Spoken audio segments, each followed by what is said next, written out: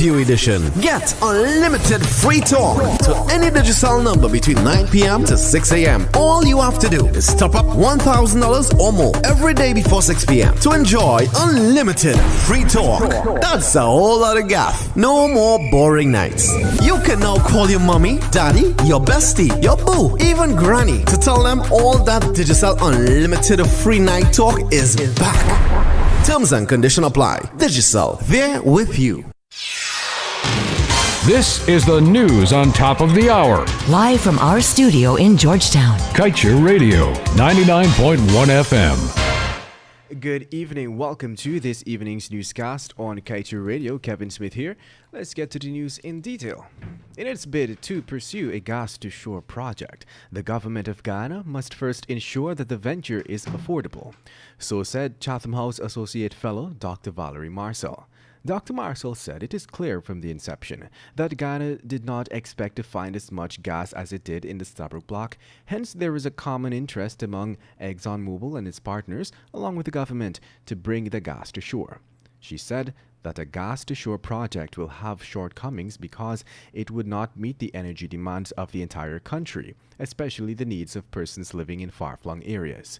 Considering this, she said that Guyana needs to look at the role of renewable projects in the national energy matrix. Dr. Marcel also said that the project has merit in principle, but at the same time admitted that she is making such a statement without having read or considered the feasibility studies or economics of bringing such a project on board. And now let's tell you, oil supermajor ExxonMobil has finally bowed to investor pressure to start reporting on an annual basis Scope 3 emissions. Scope 3 emissions is a category of emissions Exxon has evaded disclosing for many years. This follows a plan it announced last month to reduce its emissions by certain specific periods.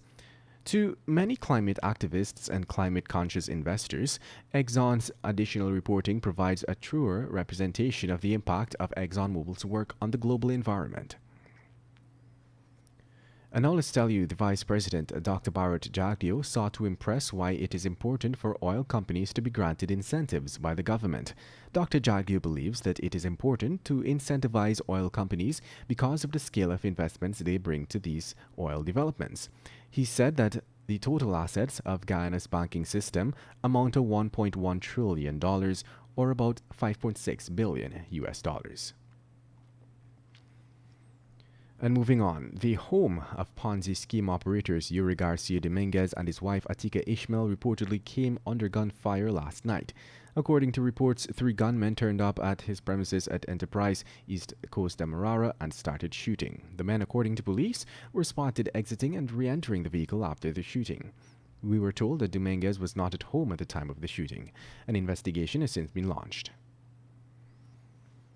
And moving on, 43-year-old Vindan nurse who was trying to be a peacemaker was knocked out after he attempted to part a fight between 2 men at Matthews Ridge in Region 1.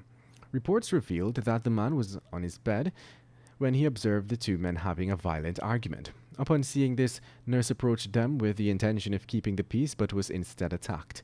The 2 men allegedly assaulted nurse until he became unconscious.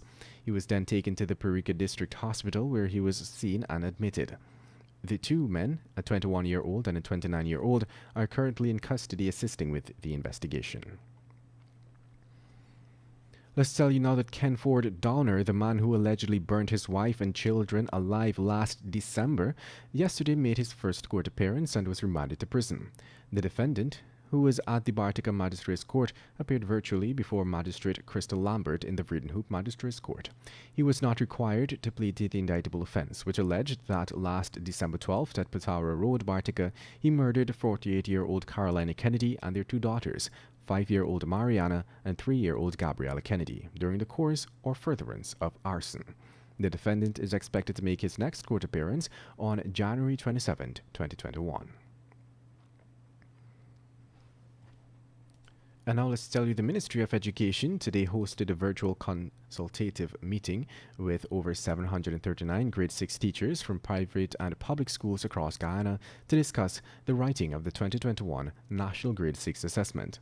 According to the Minister of Education, Priya Manikchand, coming out of 2020, she hopes the new year will possess a higher degree of certainty as the ministry addresses the issues faced by the sector, particularly in a COVID-19 environment.